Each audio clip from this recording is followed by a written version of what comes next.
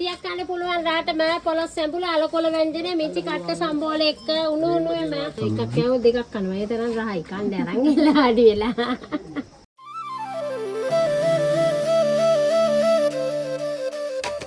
ටිකක් කන්න පුළුවන් රාට මෑ පොලොස් සැඹුල අලකොල වැන්ජනේ මිච්චි කට්ට සම්බෝල එක්ක උණු උණුවේ මෑ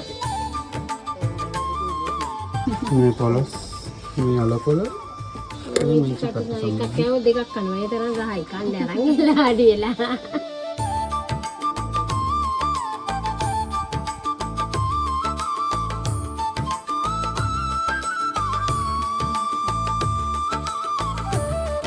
නැලෙ මෙතන තියෙනවා මේ පොලොස් සැඹුල මේක මාර රසයි කෑවා කියන්න හදපු ඉදී අපි උතේ සුනපාපුරු කුල්බඩු ගෙදර ගන්න ඒ ඔක්කොම සේරම අඹරලා ඉඳලා ඒ ගුලිය තෙලට දානවා.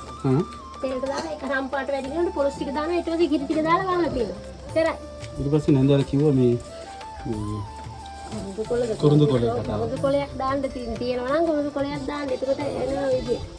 කුරුඳු ඇතින යාගේ කොලයක් දාන්න ගොඩක් නෙවෙයි කොලයක් දෙනවා. ඒක ඇත්තටම මාර රසයි.